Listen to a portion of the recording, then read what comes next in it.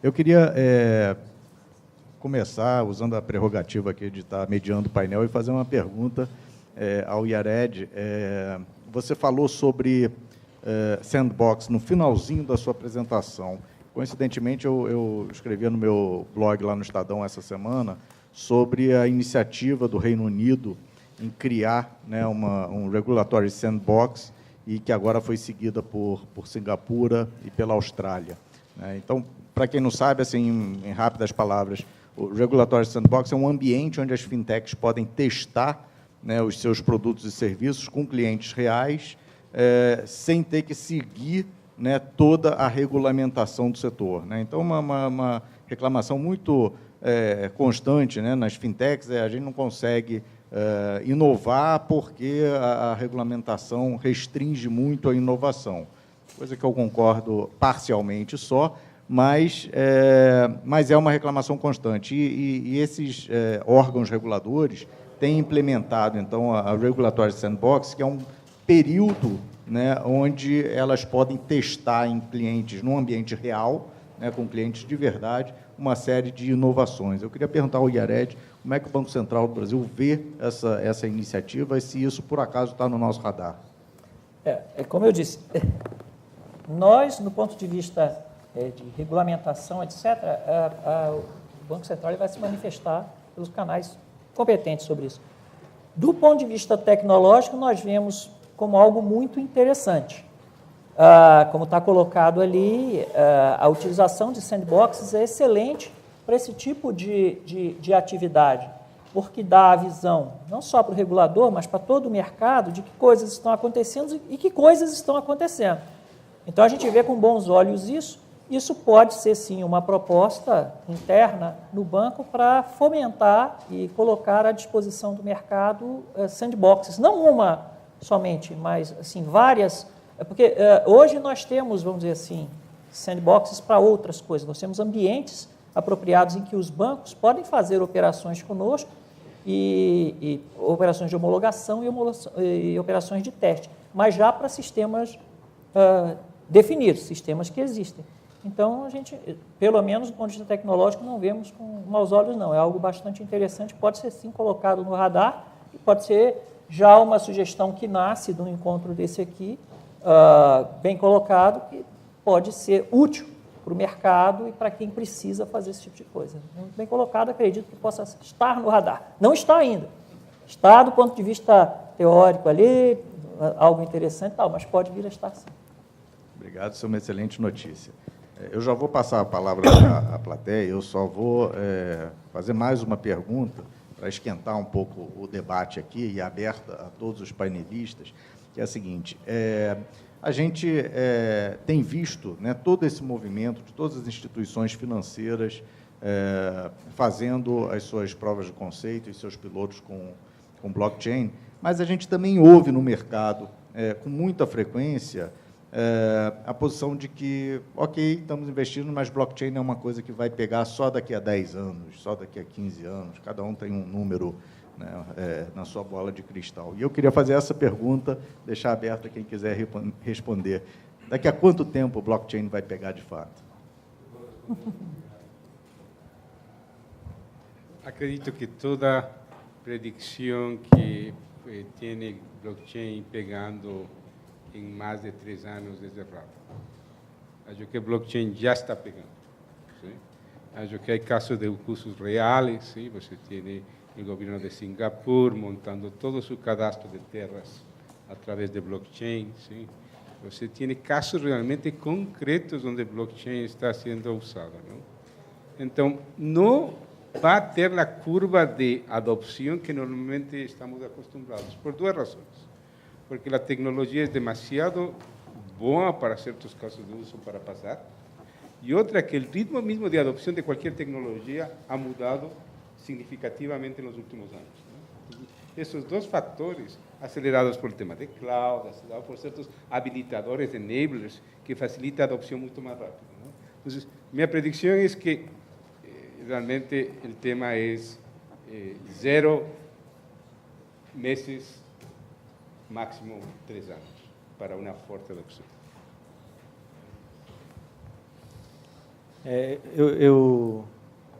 Eu concordo com essa opinião, no sentido até de que, se a gente for olhar, o Bitcoin já é uma aplicação do blockchain. Começou com ele, afinal, né? Isso está rodando hoje, isso está acontecendo.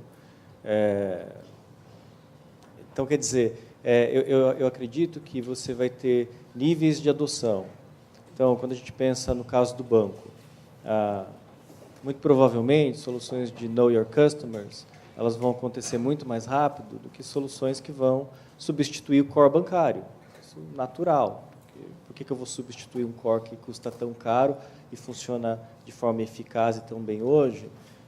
Então, quer dizer, a tecnologia ela vai comendo pelas beiradas, né? Então, eu concordo com essa visão, né? Acho que é questão de amadurecimento da tecnologia, mas já está acontecendo, acho que ela já pegou de alguma maneira.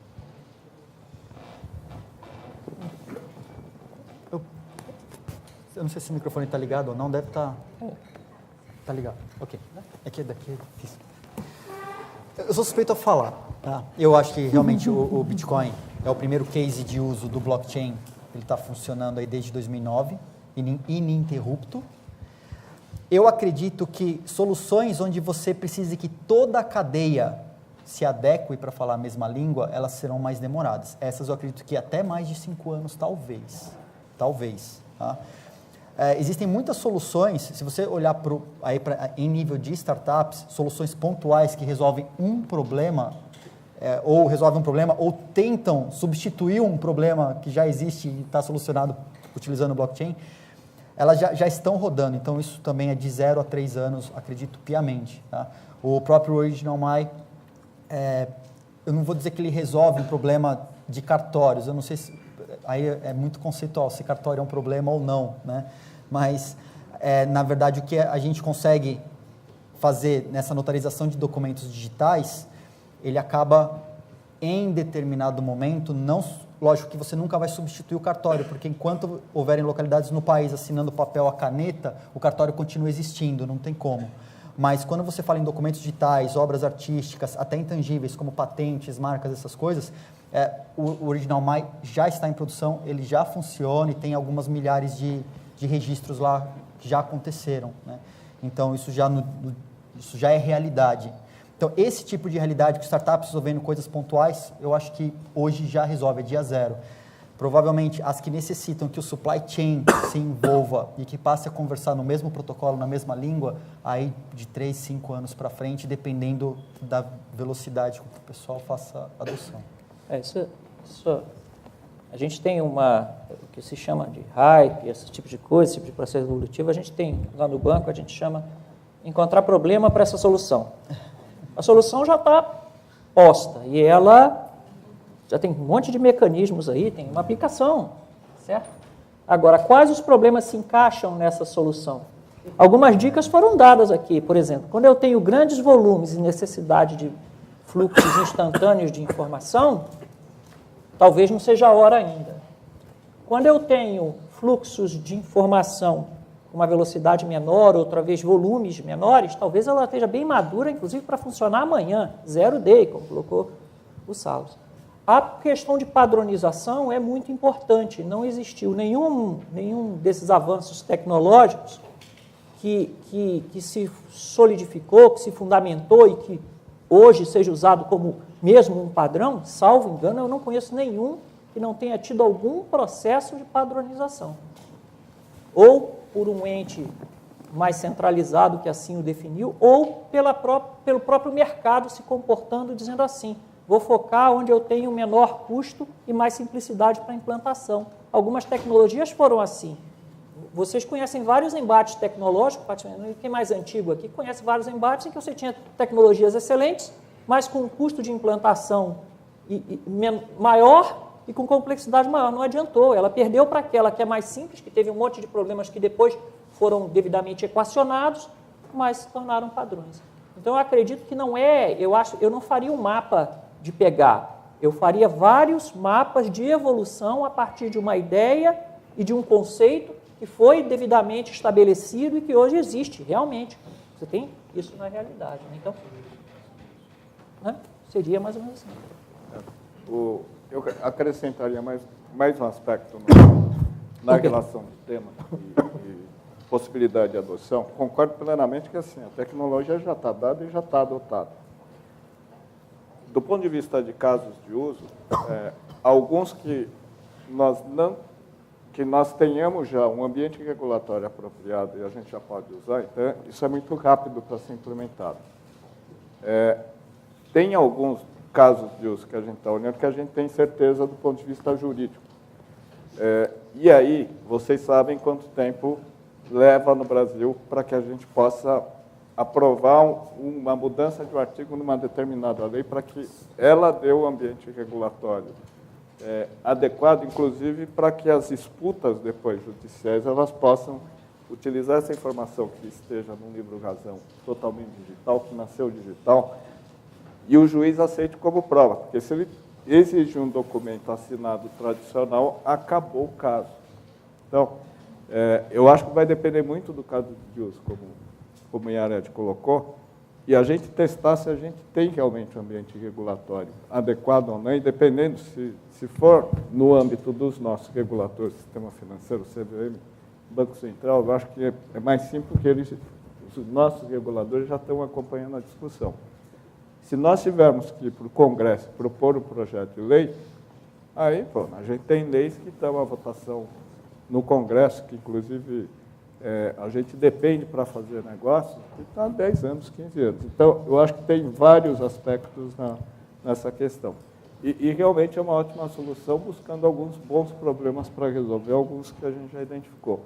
Duplicata é um, que a gente vem conversando de talvez seja interessante a gente criar um modelo em DLT, blockchain, para dar validade que aquela duplicata não é fria, etc., etc. É um documento comercial criado em lei. Não sei se hoje a gente tem um ambiente regulatório para que a gente pudesse explorar a duplicata do ponto de vista de um DLT.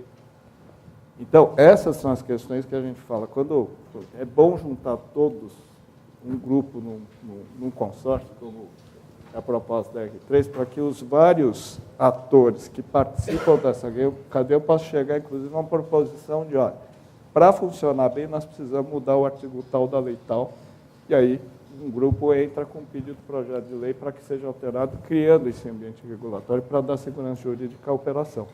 Então, são vários aspectos. O mais simples é a tecnologia, se eu puder dizer, conforme o Edilson colocou. A tecnologia está dada. Agora é fazer negócio e, no fundo, ganhar dinheiro com esse modelo. Ninguém... There is no free lunch, como dizia o economista americano. Obrigado. Bom, vamos abrir, então, para perguntas da plateia. Temos uma ali primeiro. Bom, blockchain não é um assunto simples para se explicar para uma audiência que não está familiarizada com o tema, a gente sabe disso. Ao mesmo tempo, a gente sabe que tem uma série de casos de uso, principalmente que vocês têm estudado, seja dentro do banco, nas instituições ou nas suas empresas. A minha pergunta e especificamente para os bancos, talvez para o Salas e para o Rony, como vocês têm feito para levar essas ideias para as áreas de negócio e, eventualmente, explicar o conceito? Vocês têm feito roadshows, como é que vocês aproximam as áreas de negócio para levar e pensar juntos nessas soluções e no valor agregado dessa tecnologia? Realmente, em caso de Itaú, tecnologia agora mesmo está em uma luna de mel com nosso CEO, não? Não sei se leram o artículo na revista de Negócios, onde Roberto falava que efectivamente ele ha tenido que pensar mais em tecnologia nos últimos 2 anos que pensou nos últimos 20. E foi interessante que, ao mesmo tempo que a gente estava arrancando o tema de blockchain, eu creio que a gente arrancou o tema de blockchain aproximadamente em agosto do ano passado, um mês mais tarde, sem a gente ter que haver falado com Roberto, ele solicitou uma apresentação de blockchain. Acho que a importância do tema, por lo menos no nosso caso, se está sintiendo já em el boardroom. ¿Sí? No fue necesario para nós un gran esfuerzo. ¿Sí? Al contrario, mi time en Itaú está extraordinariamente demandado por las áreas de negocio para entender la tecnología, ¿sí? Y para ver si aplica o no. acho que é um apetite, sim? Fome extraordinário por el tema. A dinâmica está sendo muito mais rápida que qualquer outra tecnologia que a gente é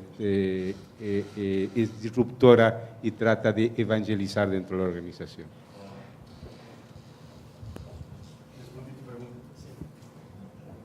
Eu acho que, no fundo, a mídia, né, ou até todo esse hype, né, ao entorno da tecnologia, no fundo, nos ajuda, né, quando a gente vai falar sobre essa evangelização dentro das áreas, né. Então, basicamente, no Bradesco, o que a gente tem feito, a gente tem tomado os dois caminhos, né. Um é de fazer o roadshow nas áreas, né. Então, o Marcel mesmo está aqui, é um dos que vai lá, conversa com as áreas, tira as dúvidas, faz os workshops, e também uma evangelização lá em cima, né, lá no board, para a compreensão disso, e aí vem de lá todo o suporte para a gente.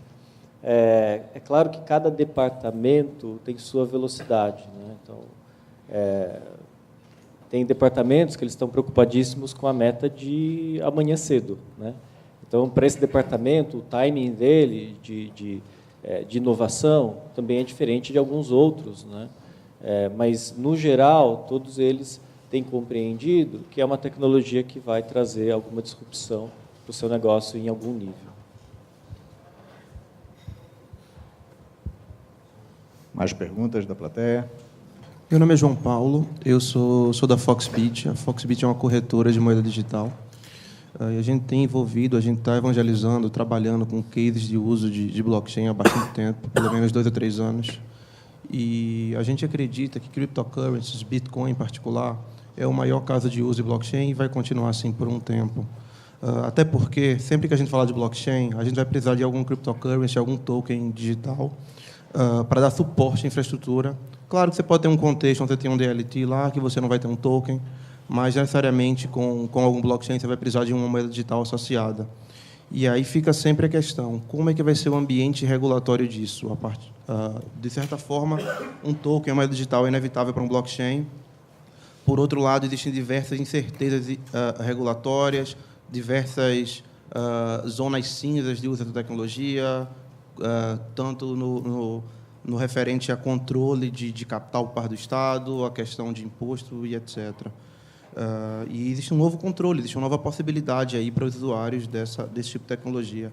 Aí minha pergunta para Marcelo e para quem mais vai contribuir é: como é que você acha que vai ser o ambiente regulatório no futuro? Quais são as principais preocupações do Banco Central e dos reguladores no tocante a esse tipo de casos de uso, de pagamento? E o que as empresas que estão trabalhando com essa tecnologia devem se preocupar em curto e médio prazo? Pergunta interessante. Uma coisa tem que ser, que eu devo esclarecer, que é o seguinte: a minha visão é a visão tecnológica do assunto. No começo eu coloquei nesse sentido, porque eu sabia que haveriam questões acerca de como é que fica o regulador, como é que ele vai fazer a norma para eu poder ter um ambiente de negócio para eu fazer negócio. Essa questão não será respondida agora nem aqui. O que a gente pode dizer é o seguinte: os aspectos que são considerados dessa tecnologia, que interessam, pelo menos o que nós mostraremos ao nosso público interno, que vai demandar esse tipo de informação, existem modelos e tem que haver nesses modelos pontos que permitam controle, pontos que permitam não só a transparência, mas também permitam haver privacidade no que for necessário ter privacidade. O que a gente enxerga? Os modelos, os algoritmos, as coisas estão mais ou menos prontas, as ideias estão devidamente colocadas. O que a gente enxerga? O que a gente enxerga é que tudo que depender tudo que é relativo a cartórios também é muito passível de se ter uma grande evolução num período médio de tempo, de maneira a reduzir esses custos. Em relação à moeda, fica um pouco mais difícil de falar. Por quê? Moeda tem um princípio básico de moeda, eu creio que todos aqui sabem, é a confiança. As moedas que existem hoje no mundo, sejam elas eletrônicas, papel, seja no que for, né, elas são baseadas em confiança. E aí você tem e eu acredito que isso seja mais ou menos um consenso também, e isso aconteceu, por exemplo, acho que aconteceu com o título público americano, quando veio aquela confusão toda lá de 2008, 2007, aconteceu das pessoas irem para o título público americano. Aconteceu, veja bem, você tinha uma crise naquele país, perigo de banco quebrar, aquela coisa toda, e as pessoas estavam indo para aquele título. Por quê? A resposta é essa mesma, confiança. Então, quando você trata de moeda, é legal você ter um algoritmo que garante um monte de coisa na moeda, né? Se aquilo for considerado pelo regulador suficiente, se o algoritmo for considerado suficiente, se o algoritmo permitir, por exemplo, eu tenho uma limitação de 21 milhões corrija aí. É 21 milhões, mas ele tem 8 casas decimais. Isso, né? Então eu posso fracioná-lo. Significa o seguinte, talvez ao invés de tratar de ter mais bitcoins, eu possa fracioná-lo mais para ter mais negócios. Tudo isso tem que ser considerado. E eu, em minha opinião, pelo que a gente observa hoje, não há ainda um consenso em relação a isso para oferecer esse caminho claro para as coisas serem desenvolvidas. Eu, sinceramente, mas é minha opinião técnica, ok? O que eu posso dizer é que, do ponto de vista do Banco Central hoje, não há, que eu saiba, nenhuma decisão nesse sentido. O que está sendo feito é um estudo sobre o que é o blockchain, o que é a moeda virtual, o que é o Bitcoin, e esses estudos estão prosseguindo. Eu creio que teremos, não sei se em breve, teremos informação para o mercado sobre isso sim, mas o ponto maior é confiança. Eu acho que esse é o ponto fundamental para nós. Eu creio que a sugestão de colocação de sandboxes para experimentação é algo que pode, inclusive, auxiliar o próprio Banco Central sobre como o mercado vê isso. Por exemplo, qual o modelo de negócio que você lá na Foxbit tem e imagina para a moeda virtual que tem uma implementação interessante? Podemos talvez usar um sandbox com um conjunto com possibilidade de emissão de uma moeda, sei lá, estou chutando aqui, virtual e apenas para teste, onde você possa exercitar isso. E aí talvez o pessoal no Banco Central, nossa área de supervisão, nossa área de regulação, nossa diretoria possa entender melhor essas questões. Mas é uma pergunta interessante que eu acho que, no momento, ela não tem uma resposta exata. Eu acho que, inclusive, outros bancos centrais também estão na mesma situação, avaliando lá o R3, o Ethereum e etc., para entender esse mercado hoje. Nós aí, do ponto de vista de regulador, nós ainda estamos naquele pico do nosso hype. Lembrando que que as pessoas nessas crises vão até para títulos com juros negativos, né? Eu quis citar o exemplo do título americano exatamente porque ele ficou negativo. As pessoas estavam perdendo dinheiro, mas estavam colocando o seu dinheiro lá. Eu acho que se você tivesse uma brilhante moeda eletrônica, mas que não fosse, estou usando o termo, lastreada, assegurada por nenhum país ou coisa que vale alguém de confiança, talvez ela tivesse problema em 2008, eu não sei, né? Não dá para ser preditivo em relação ao passado, mas talvez ela tivesse dificuldade. Deixa eu dar duas contribuições. O pessoal da Foxbit, que a gente já tem falado há algum tempo, né? Vocês têm sido nosso parceiro. Em termos de tendência mundial que eu tenho percebido, é encarar o Bitcoin como um tipo de ativo, como ouro, por exemplo. No fundo, ela é uma commodity. Com isso, se traz, do ponto de vista de ambiente regulatório, as regras de imposto, cobrança de impostos para transações financeiras, etc., regularizando as empresas que atuam nesse setor.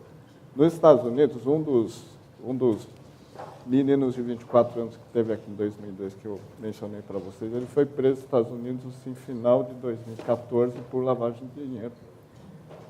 E pela legislação brasileira, até onde nós conhecemos, todas as empresas devem prestar conta sobre controle da lavagem de dinheiro e financiamento terrorista. Então, essa é uma adoção prática de ser adotada, independentemente de ter qualquer regulamentação do sistema financeiro, porque isso já tem no código.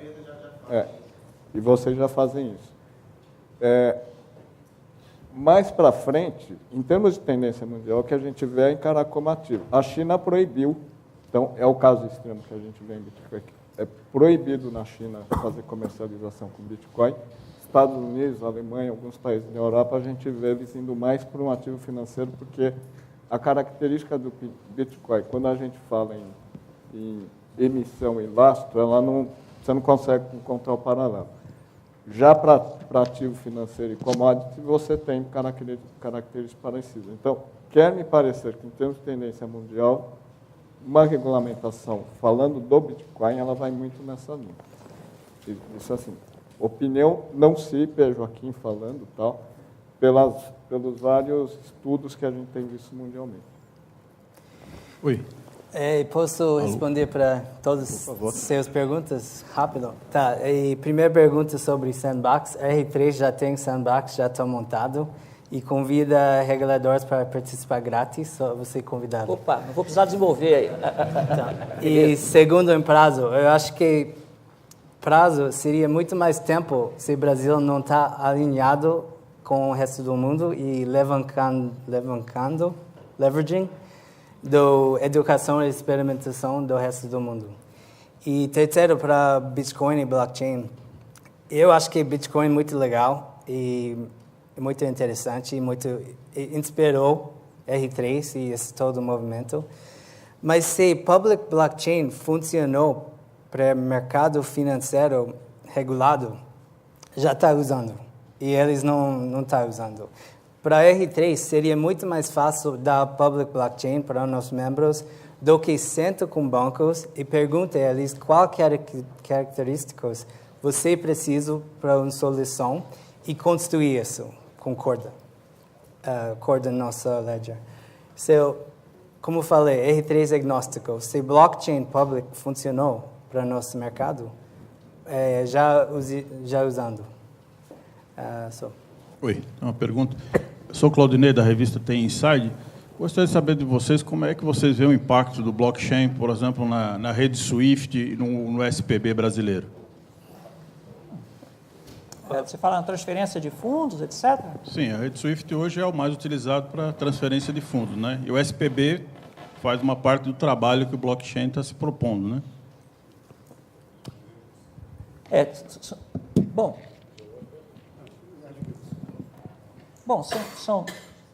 vamos lá. SPB, sistema de transferência de reserva no sistema de pagamentos brasileiros e a rede SWIFT são coisas distintas. Novamente, nós utilizamos a rede SWIFT, o Banco Central utiliza a rede SWIFT para fazer suas transações. Acredito que as instituições financeiras também utilizem. E eu imagino que, por hipótese, estou falando em termos das hipóteses, né? Uma grande instituição financeira brasileira poderia utilizar o blockchain para transferir, né, não fala o Bitcoin, podia transferir em Bitcoins grandes valores de recursos para uma instituição estrangeira? Eu acho que até poderia. Se ela o faz, se ela o fará, não sei, ela vai ter que ter o cuidado de fazer o devido registro. Eu, sinceramente, do ponto de vista do regulador, eu imagino que se surgisse hoje, como você tem além da SWIFT, né, você tem outros mecanismos de transferência de fundos interfronteiras, né? Você tem. E eu não acredito que haja uma limitação por parte do regulador de você usar o sistema A, B, C ou D. Vai ter que ter o devido registro dessa operação. É uma pergunta interessante. Agora, novamente, se tratando de questões de confiança, e vamos ser bastante sinceros, né? Eu acho uma coisa que o blockchain tem muito sucesso, ao que nos consta, é transferências de mercados, vamos dizer assim, pouco transparentes, né? De negócios pouco transparentes. Para você fazer um negócio transparente em alto volume, utilizando esse tipo de coisa, de plataforma de tecnologia, você tem que ter muito cuidado e tem que ter muita confiança. Nós voltamos à questão da confiança, né? A SWIFT é montada em cima de um consórcio em que participam, inclusive o próprio Banco Central também participa, então você tem uma relação de confiança bastante bem estabelecida, né? No blockchain você vai confiar, no Bitcoin você vai confiar no algoritmo. E eu não sei se hoje isso seria algo viável do ponto de vista de transferência na questão de transferência de grandes valores. Eu diria para você que, do ponto de vista, se eu tivesse que sugerir alguma coisa para a área de regulação e normas do Banco Central, eu diria, trata-se de uma maneira de transferir ativos como qualquer outra, e deve ser tratada como qualquer outra, ou seja, tem que ter os seus processos de regulação, seus processos de controle, como qualquer outra tem que ter. Eu não estou falando aqui do ponto de vista de usar isso como moeda eletrônica, eu estou falando estrito, estou falando assim, a empresa A quer transferir resultados para a sua matriz lá no estrangeiro e quer fazer isso, não quer usar uma moeda, $1, um euro, via uma SWIFT, quer usar bitcoins, ok? Ela tendo o registro contábil, porque aqui será cobrado dela o registro contábil dessa transação e dessa operação, a princípio, basta ter uma regulamentação para isso, se é que ela já não permite. Mas essa é a nossa visão. Sua pergunta era em relação a blockchain, não? Não necessariamente a Bitcoin, a blockchain. Sim. En el modelo blockchain, cualquier intermediador es amenazado. Eso está totalmente claro, incluyendo los mismos bancos. ¿Sí? Y tal vez los intermediadores no es que tengan que desaparecer, mas tienen que repensar el papel que tienen. ¿Sí? Tal vez el papel ahora mismo como procesadores debería ser repensado y ser orientado más hacia un papel de gobernanza de una red que orquestra. ¿Sí? Ahora, en el caso específico de SWIFT, SWIFT ya está siendo amenazado y se llama Ripple. Ripple claramente se ha puesto como objetivo, ¿sí?, minar el mercado de SWIFT. Y hay bancos importantes, no de Brasil, ¿sí?, mas bancos importantes fora, que já estão utilizando Ripple. Então, acho que realmente há uma expressão que este blockchain vai shake the tree, ¿sí? Vai causar que caigan algumas frutas. ¿Sí? Há algumas frutas que estão melhor preparadas. Exatamente. Ela muda a tecnologia dela. A Swift tem um argumento bom, que fala que ela pode utilizar blockchain, mas ela tem a seu favor um ativo que é importante, que são formatos que já estão bem implementados em muitos bancos. E agora mesmo, se você me pergunta a mim, como Itaú, qual é o esforço de ir e mudar esses formatos de meus sistemas para que falem Ripple ou que falem qualquer outra coisa, é muito complicado. Se em cima da solução de SWIFT a gente inclui blockchain como uma alternativa já de distributed ledger, acho que a solução melhora sobre um formato que já conhecemos e controlamos, e como falou meu panelista, companheiro panelista, já acreditamos em ele. Mas esse modelo está fazendo, esse modelo de negócio está fazendo que o Ripple repiense seu propósito. ¿Sí? Está fazendo que repiense seu propósito, não como operador, sino mais a passar como um papel de orquestrador. Temos uma pergunta. Só complementando aqui, isso que ele falou é importante. Assim, tanto faz, a SWIFT pode mudar o seu modelo. Lembrando, existem padrões, esses padrões são mundialmente aceitos. Existe toda uma tecnologia montada em cima dele. Do ponto de vista de quem regula, do ponto de vista, isso é um produto. A SWIFT ela não é única no mundo para esse tipo de transferência. Essa ameaça atual, na verdade, a SWIFT teve e tem, acredito que ainda tenha, competidores. Ela prevaleceu, ela prevalece, ela tem um grande volume passa por ela, é mais um competidor. Vai dar, sim, um shake the trees e, eventualmente, pode ser sim que ela, como uma Kodak, né, daqui a 10 anos não estejamos mais falando dela. É uma hipótese. Do nosso ponto de vista, eu imagino que se eu fosse chamado a emitir um conceito, uma opinião sobre isso, eu diria, tem que ser tratado do ponto de vista regulamentar como mais um agente para transferência de fundos, seja utilizando o Bitcoin, seja o formato de blockchain que forem adequados para a transferência de fundos. Bom, temos uma pergunta aqui específica para o Rony, sobre o cadastro positivo. Como o blockchain pode ser usado no cadastro positivo, se ele pode finalmente viabilizar o cadastro positivo? Tá funcionando. Eu acho que eu entendo bem isso na teoria, né? Minha formação é de engenheiro também. Sempre que a gente fala sobre essas soluções colaborativas, né, de Know Your Customers, compliance, e prevenção de lavagem de dinheiro, antifraude e tudo mais, você consegue imaginar esse cenário onde, ao invés de eu ter uma entidade centralizada que tenha o cadastro de todos, e eu possa saber o quão bom pagador ou mau pagador ele é, eu vou ter esse cadastro distribuído no blockchain.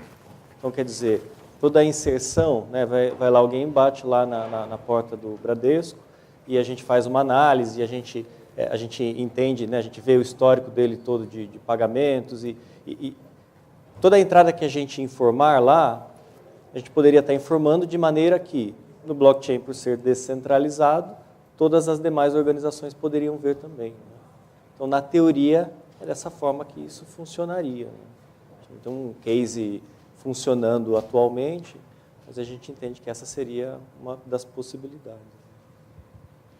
Eu vou pôr uma pitadinha de pimenta nessa questão, porque assim, a lei que criou o cadastro positivo no Brasil também criou uma jabuticaba que é a responsabilidade solidária de todas as partes que colocam informação. Então, essa é uma das razões do porquê o cadastro positivo no Brasil não tem essa explosão enorme, porque, no fundo, todas as partes na cadeia estão correndo o risco de que se alguém falhar e revelar essa informação para alguém devido for processado, todos vão responder. Então, tem uma questão, de novo, de ambiente regulatório. Eu sempre volto nisso porque eu gosto de pensar qual é a condição necessária do ponto de vista contratual e jurídico para que a gente possa fazer negócio.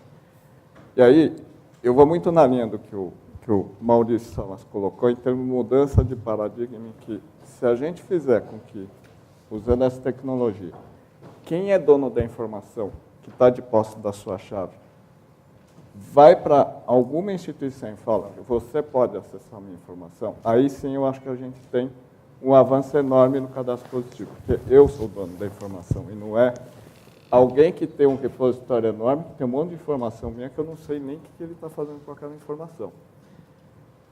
Se a gente fizer essa mudança de paradigma, onde que quem é proprietário da informação é realmente a pessoa, o consumidor, e a instituição, a empresa acessa, no momento que eu dou essa autorização ao passar a minha chave, eu acho que tem uma explosão. E aí eu não sei se o ambiente regulatório hoje permite essa mecânica, a gente teria que estudar essa questão. Mas a grande questão, de novo, a gente volta em quais condições jurídicas que a gente pode fazer esses negócios. Bom, o debate está ótimo, mas infelizmente o nosso tempo acabou. Eu queria parabenizar a RTM pela excelente iniciativa, agradecer aos painelistas pelo excelente conteúdo que eles trouxeram e, principalmente, agradecer a vocês pelo tempo e atenção. Rick, that was a long stretch.